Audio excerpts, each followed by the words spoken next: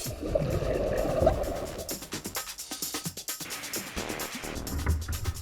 reason for the season.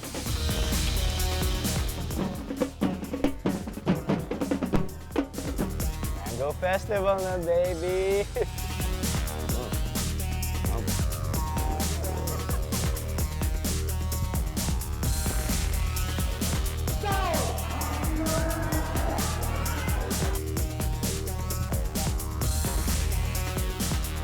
Love it.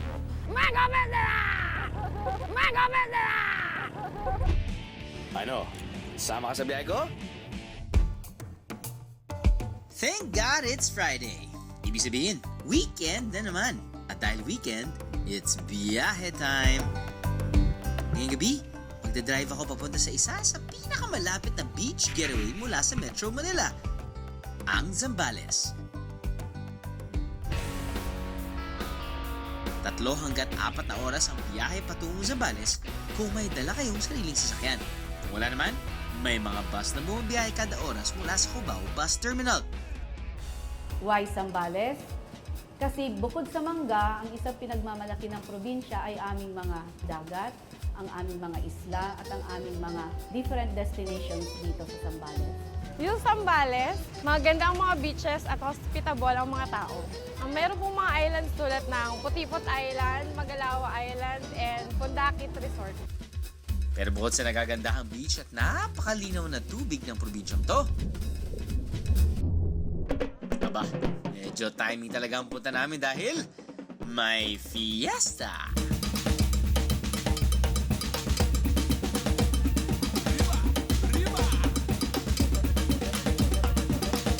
Ito ay ginaganap tuwing unang linggo ng Marso kada taon. Ang mangga ang pangunahing produkto ng Zambales at kami dito sa Zambales ay natutuwang pahatid sa inyo na dito sa Zambales matatagpuan ang pinakamatamis na mangga. Pero bago ako makifiesta, mag-check-in muna tayo para wala nang abala mamaya. 703. Ay, OA. Simple kwarto. May TV sa taas. Pangdalawahan. May tuwalya. Toilet paper.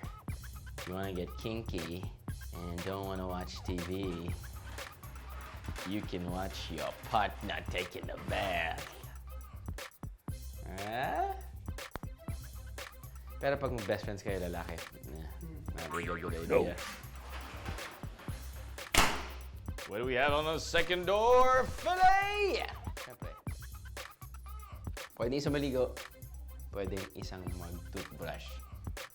At number 2. Or number 1. No problem.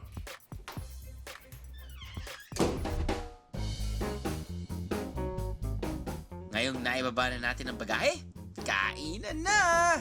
Alright, good morning mga bihero. Actually, hindi to breakfast. Pang breakfast. Pero hindi talaga pang breakfast. Ang dami lang natin pwedeng kainin ngayon dahil buong araw tayo makikipyesa sa kanilang ever so famous Mango Festival dito sa Iba, Zambales. So, ano kakainin natin ngayon? Meron tayong tortang talong, meron tayong hipon, meron tayong squid, meron tayong some shrimp dish, meron tayong lechon kawali, meron tayong tapa, dahil nga breakfast tapsilog, meron tayong kinilaw, meron tayong isda, pangalan natin ay tipong something. At syempre, ang pinaka-importante, ang panghimagas natin, the reason for the season. Mangga. And in true, behind a Drew fashion, panayin namin ang dessert.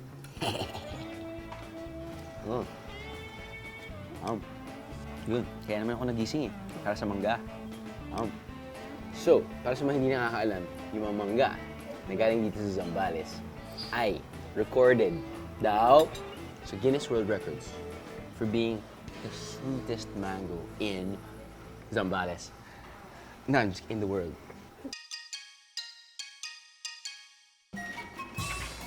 Ito kasi yung kanin. Sabi ko nga. Gusto ko pa exercise. Marami ito eh.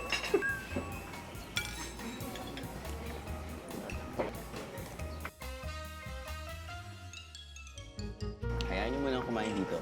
Kita tayo mamaya para sa festival. Okay? See you later.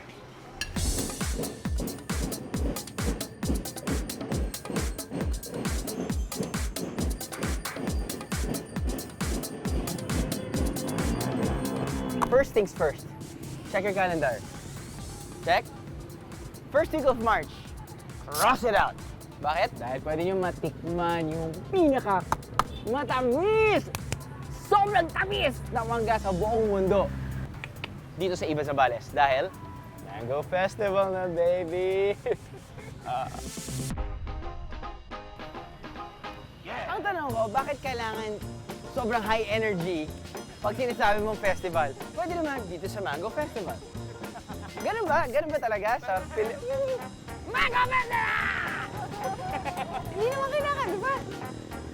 Kasi yung saya talaga nasa loob. So, i-maintain ko. 3, 2, 1. Dito sa Mango Festival. Yes! Binansagang noong 1995 na sweetest mango producer in the world ang Zambales.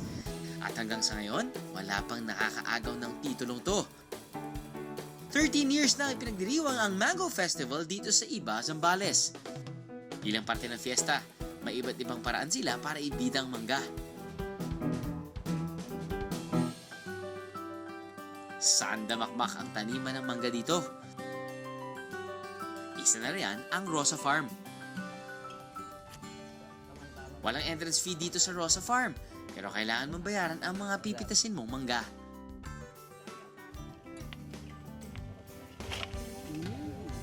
Ito po yung kinalabaw, yung Zambales Mingo. Yung basta Zambales Mingo po na sinasabi, ito na yung kinalabaw. Sinisigurado namin na papasok yung turista. At least may matututunan sila dito sa farm. Ito, ang dami pa dito. Ayun. Sa halagang 80 pesos per kilo, may uwi ka ng prutas, may priceless experience ka pa sa pagpitas ng iba't ibang uri ng mangga dito. Ito ang pambato dito, Zambales Mango. Ito ang mga reyna ng mga mangga. Ang Golden Queen. Ito ang dayuhang mangga, Lenyong Mango. Dito po may 4 na klase po kami ng mangga dito na yung the best variety po ng kinalabaw na mangga. Nandito po yung Golis variety, tapos yung Zambales Mingo po. Tapos mayroon din po kami yung mga fancy variety na malalaki na yung Millennium. Ito po yung mangga ng Millennium na imported pa po siya ito galing Taiwan. Umaabot po ng average na 1.75 yung isa. Hindi po, 1.75 kilo po yung isang piraso. Isang piraso. Pwede na pong pitasin nyo. Opo, pwede na pong pitasin yan. Ito po yung proper na pagpipitas niyan dito na po para hindi siya maano nung dagta. Laki ah. Pero bukod sa mangga, meron din silang sariwang mga gulay.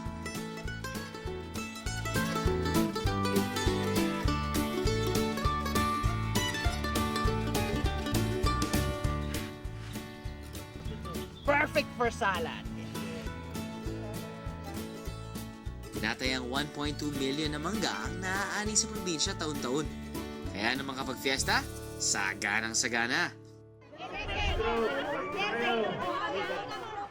Okay, nandito tayo ngayon sa taas ng stage para sa annual mango eating contest dito sa Mango Festival sa Iba, Zambales. Now, I'm sizing up my opponents. All 7 of them. Mga macho, mga matrona. Pero malalakas kumain ng mangga. Ang mangyayari, well, lapit tayo. Ay, ate, kumusta? Kumusta po? Yan. Ano pong usually ginagawa dito sa Mango Eating Festival po ba? Kumakain po naman pa. So, ito, paramihan po. Pabilisan. So, meron tayong 1, 2, 3, 4, 5. 5 pirasong mangga. Tapos nun, pabilisan kung sinong makauubos. Tama? Pabilisan lang. Anong hindi pwedeng gawin? Wala. Pwedeng kainin yung balat? Hindi na po. Ay, hindi pwede. Yung buto, kaya pwede. Hindi rin pwede. Unahan, makaubos ng 5 mangga na yan. So, sino unang makaubos, siya ang panalo. Yung nakita ko yung 7 babae, sabi ko, ba naman to? Mga babae to eh. Kailangan mo. But then again, naisip ko asawa ko, babae siya, malakas siya kumain ng mangga. Doon ako kaunting kinabahan. Oh, ready? 1, 2, Susunod, maunahan ko kaya sila sa pagkain ng pinakamaraming mangga. Hindi ko akalain ganun sila kabilis at ganun sila kagutom. Ano? Sama ka sa biyahe ko? Ano? Sama ka sa biyahe ko?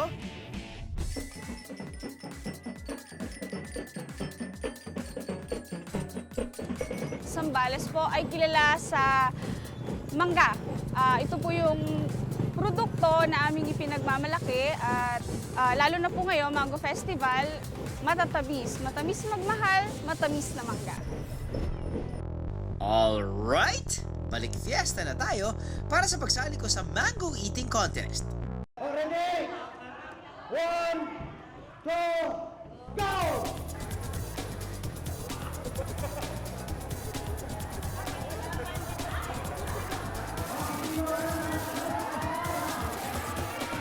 Biglang naisip ko, yung pag-peel ng mangga, hindi ako magaling mag-peel din ng mangga eh. Mga babae magaling mag-peel ng mangga. Bakit mo?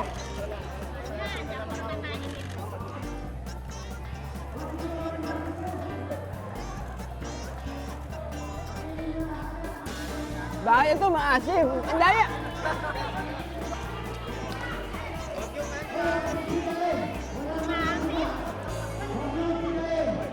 Pero hindi ko akalain ganun sila kabilis at ganun sila kagutom.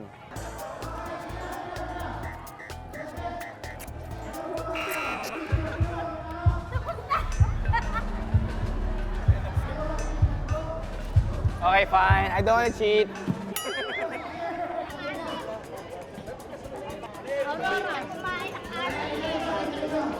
Pinakamaliit, pinakamagaling. Ibig sabihin nun, hindi talaga sa laki ng katawan, hindi sa laki ng tiyan, at hindi sa laki ng kamay. Gusto lang niya talagang manalo para daw sa kanyang mga anak. Di ko akalain na sa liit ni ate, naubos niya ang 5 piraso o 1 kilong mangga in under 60 seconds. Small but terrible, di ba? Congratulations! Ang premium nyo, 2 mangga. Paano mo nagawa? Paano mo na nakain yung mangga? Pati yung buto kinain mo. Nagpa-practice ka ba araw-araw? So, ano po yung naging style mo? Tinanggal mo muna dito? Ito muna, ito muna. Balat po, tapos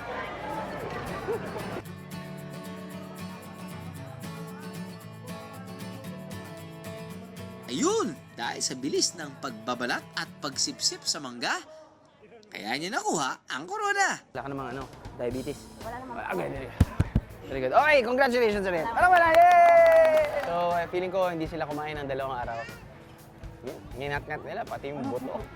Galing. Good job. Di lang naman mangga ang sikat sa Zambales. Bida rin dito ang iba't ibang OTOP. OTOP as in one town, one product. May mga prutas, gulay, at marami pang iba. Okay, dito tayo ulit sa Mango Festival. Nag-enjoy. Dami natin ginagawa dito, guys. Tama yung sinabi ko gotta cross off that first week of March dahil talagang puro-puno na activities, lalo na during the Mango Festival. Isa na nga dyan ay ang area nila serving yung mga kanilang masarap na delicacies. Kaya isa-isayin natin yung mga booths. Okay, from the municipality of Santa Cruz. Parang pinipig. Opo, with rice, malagkit rice po yan. Magkano pong isang ganito? 75 pesos. Okay, subukan natin. Bagay ito sa ano? Pambaon po. Hindi, bagay po ito sa ice cream. Lalagay mo dun sa ice cream, budburin niyo yung ice cream. Ano itong Scorpion? Ano po, fruits po yan. Organic po. Organic po. Nila. Alisin yung buto. Yes. Ayun po din kakainin. Opo, yun po din ang kakainin. Yan. Ito. Yan. Mapakla siya. May ano po. Pero saan mo, meron po ba siyang ano? Kumbaga, hinahalo po ba siya sa pagkain? No, pure pa lang talaga siya nito. Ito yung mga traditional fruits. Magkano po yan per kilo? 40 per kilo po 40 per kilo. Gandang umaga po. Big Nay. All natural organic wine.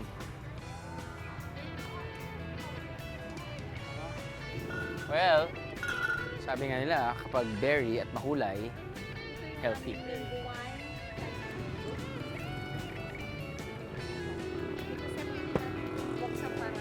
Pwede rin pabango. Alay, alay. Okay po.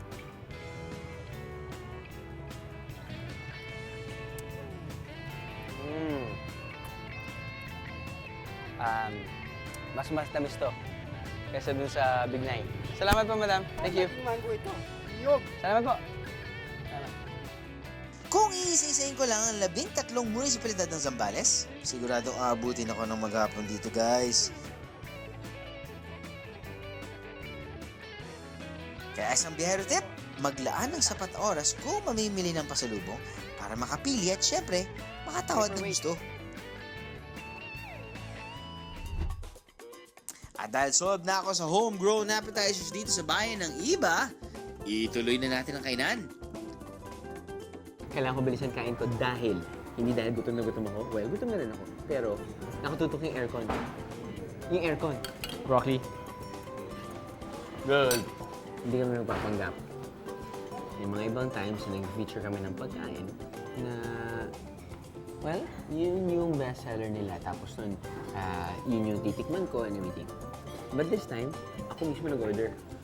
Ito yung para sa akin gusto kong orderin na nakita ko sa menu. Morning! Ayun. Ma'am, ano po ba yung specialty niyo dito? Okay. Bali noodles po, sir. Noodles. Hindi, actually, maling tanong ko. Usually kasi tinatanong namin kung ano yung specialty, ano yung bestseller. Ano ang paborito ng may-ari ng restaurant? Dito po, sir, seafoods. Seafood? Yes, sir. Bali, sweet and sour lapu-lapu, sir. Sweet and sour lapu-lapu? Yes, sir. Lapu? Lapu. Laki ito. Laki nito. Sweet and sour lapu-lapu. Buhay na buhay pa yan kanina. Actually, hindi. Nakita ko lang naka-plastic. But yeah. But this is comfort food for me. Egg fuyong. Ang egg fuyong, parang omelette lang naman yan eh. Omelette na may halo-halong onion, may shrimp. Ano ba? In this case, naglagay pa siya ng ham. Love it. Mickey bihon, you can't go wrong with Mickey bihon. Diba? May Mickey, may bihon, at may maraming sahog. Sir? Foreground pa yung mango shake. Oh, yeah, boy. Okay. Now, magulat na lang kayo pag hindi sila nagsaserve ng mango shake. Hello, Mango Festival ba? Well, pwede naman kayo mag-request eh. Kung anong klaseng mango shake. Usually, gumagawa sila ng mango shake, may gatas, may asukal. Ako, tinanggal ko yung gatas. Gusto ko lang mangga, tubig, ice, pwede konting asukal.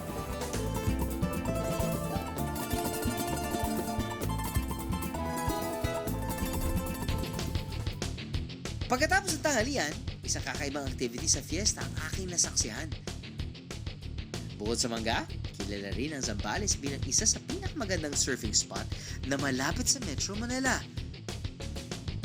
At kung may mga swimmers, syempre kailangan may lifeguards.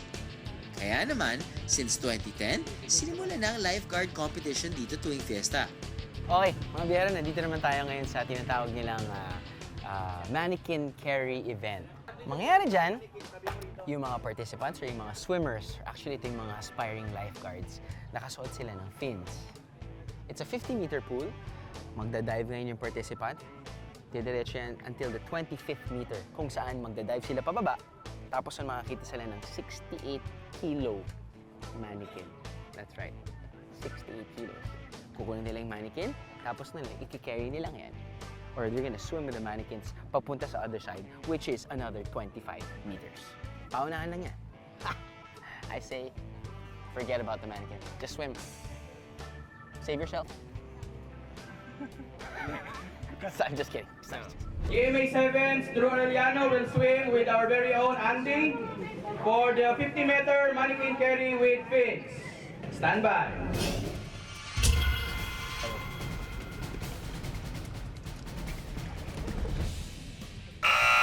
Patapos ko kaya ang lifeguard challenge? Hindi pala, yun ka. Dali. O ipapahiya ako ng mannequin na to?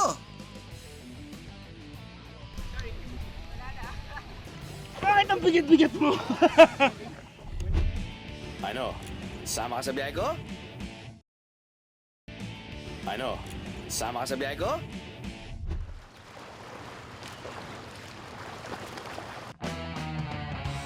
We do the lifeguard challenge every year here at the Zambales Mango Festival.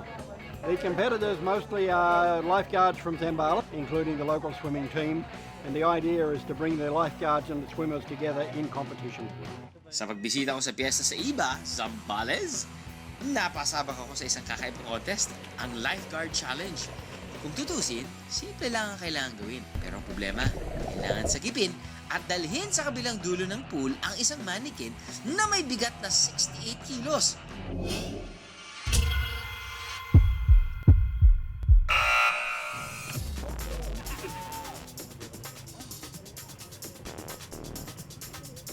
Swimming? Yakang-yaka!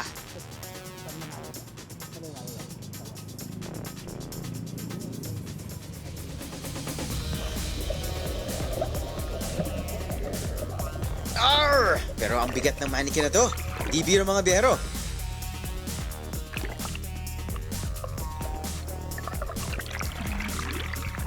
Dikit man ang laban.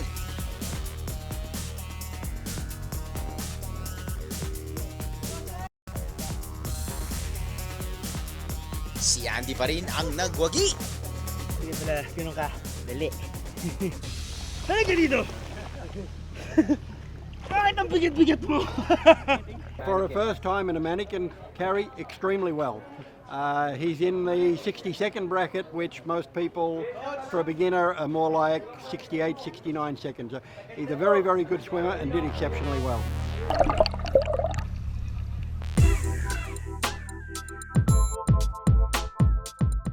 Matapos ang nakakahingal na lifeguard challenge, pahinga naman tayo mga biyero. Okay na option para mag-relax dito sa Casa San Miguel. Kung mahilig kayo sa art at naghahanap kayo ng tahimik na bed and breakfast, this is the place for you. Yung room rates namin dito, ranging from 1,500 to 3,500. We offer deluxe rooms and family room.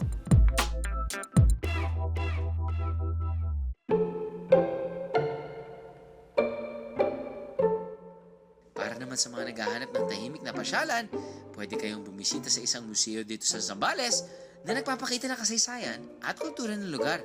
100 pesos lang ang entrance fee. Dito nyo may experience ang arts, history, and culture of Zambaleño. Sa loob, makikita ang mga makalumang gamit, isang art gallery at ang teatro kung saan nagtatanghala ang mga batang to.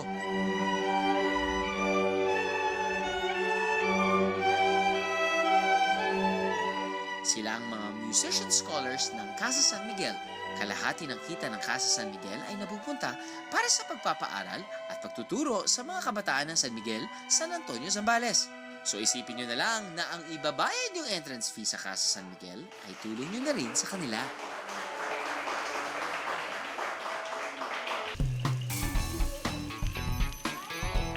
Meron ding art school dito kung saan pwedeng i-enroll ang mga chikiting for art classes this summer. Pero ako, masaya na sa tahimik na cafe and resto dito.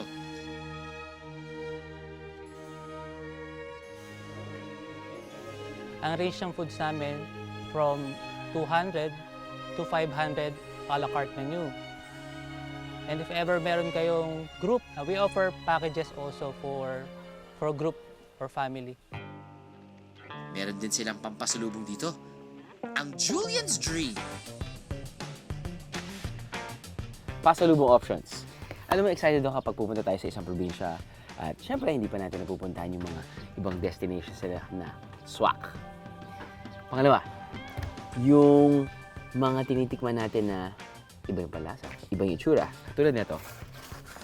Kuha natin to from Casa San Miguel. Okay? Tawag na dito ay Julian's Dream. Sa loob, good packaging guys, good packaging. Alright. Size niya. Pulveron. But is it pulveron? Let's open it. Parang fortune cookie. You know that place between sleeping and awake? That place where you can still remember dreaming? That's Bangungot.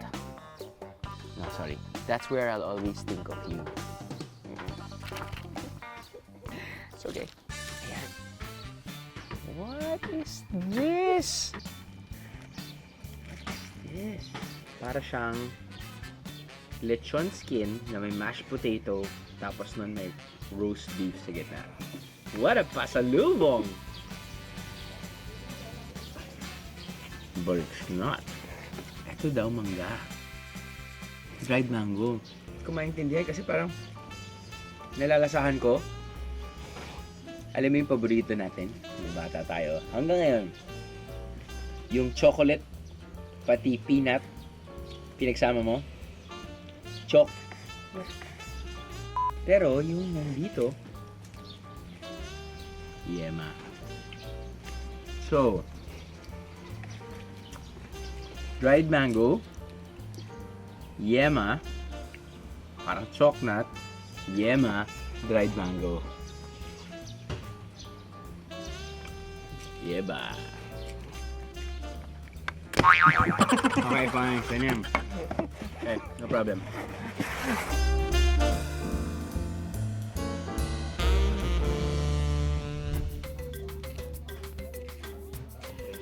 Isa pang pwedeng tuluyan sa Pundakit, San Antonio ay ang mga comfy houses for rent na to. Tingnan nyo naman ang ganda ng pwesto ng Cross River Resort.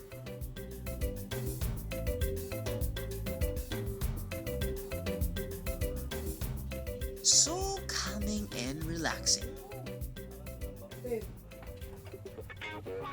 I have a house. Isang bahay para sa akin lang. Check natin yung mansion ko, guys. Ha? One-bedroom house. Japanese style. What? May aircon? Pero kung nalalamigin kayo, may electric fan. Walang problema.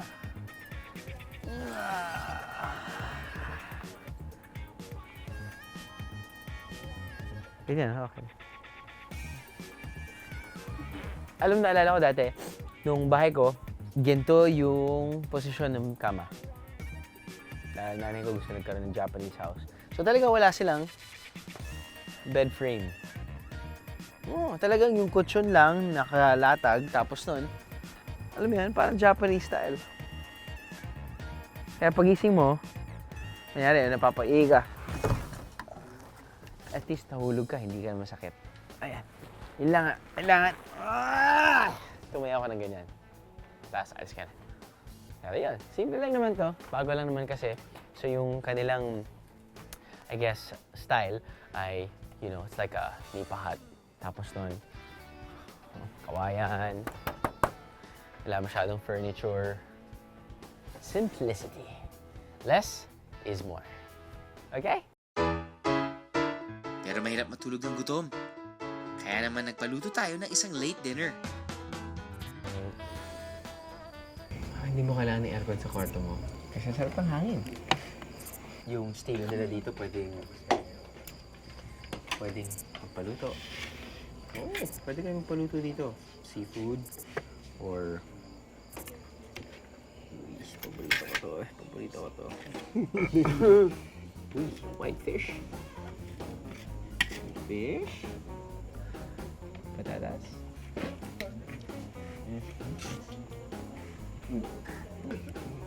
Sumasarap talaga yung pagkain kapag nakainom ka bago kumain ng tubig.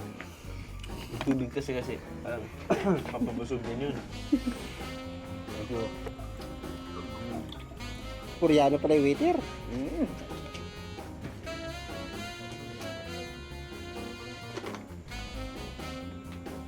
Sakto. Sakto.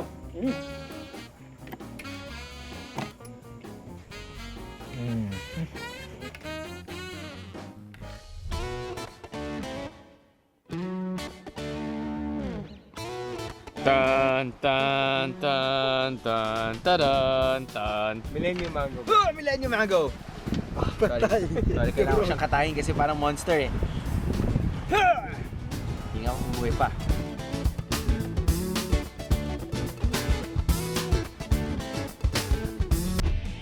Ano? Sama ka sa biyahe ko? Ano? Sama ka sa biyahe ko?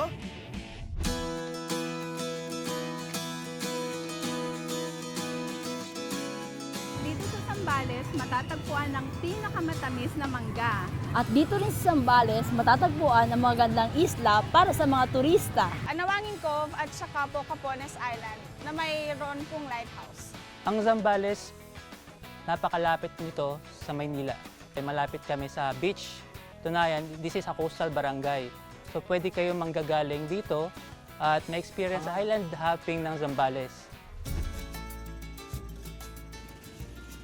A trip to Zambales won't be the same without visiting its beautiful islands. Para makapunta sa mga isla na to, magtabi ng budget na 1,500 pesos per group of 6 to 8.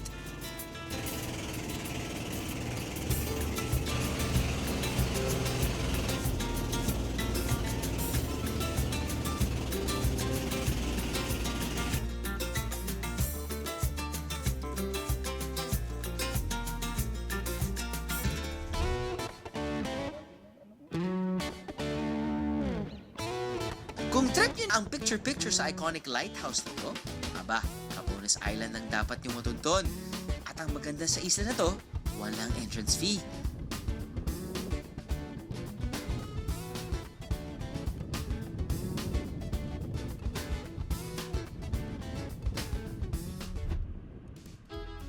Kung gusto niyo namang mag-nature tripping at camping, subukan nyo ang Anawangin.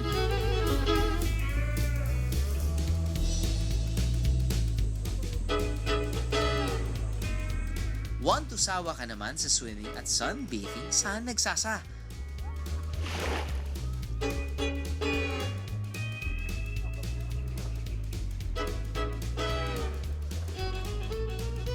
₱50 ang entrance fee sa maghapong pag-i-enjoy mo rito at ₱100 naman kapag overnight.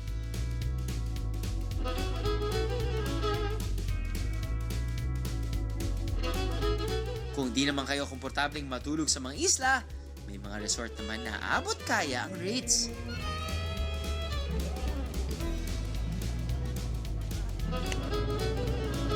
But for me, pupuntahan ko ang di ko pa natutunto ng isla sa Zambales. Sa ₱400 na renta, kasya na ang 4 na tao sa bangko to.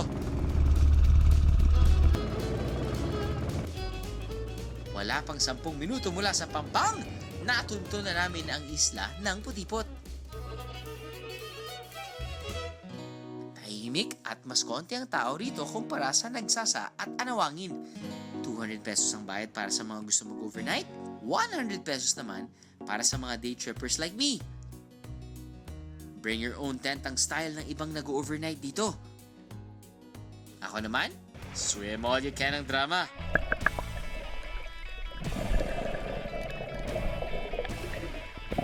Siyempre, dahil uso, may version din kami na tinatawag na groupie o selfie. Para naman sa gusto ng konti pang excitement, subukan nyo ang kayaking. Matapos ang swimming at kayaking, siyempre merienda by the beach naman. At ang handa, ano pa kundi mangga. Una sa tikiman portion ng mga iba't ibang mangga sa Zambales, ang the sweetest of the planet.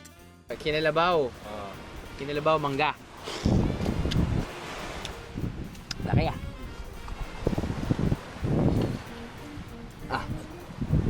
Sir, hindi na po to contest. Hindi ba contest? Hindi na. Titikman na lang, sir. Titikman po. So, sensya na. Sinusubukan ko lang guys ah. Pwede. Pangalawa naman, ang itinuguri ang apple mango. Hindi naman mangga yan eh. Parang apple. Kaya siya tinawag na apple mangga. Or apple mango. Or, sabi nga ng aking producer, na parating na mamawis, mangga apple.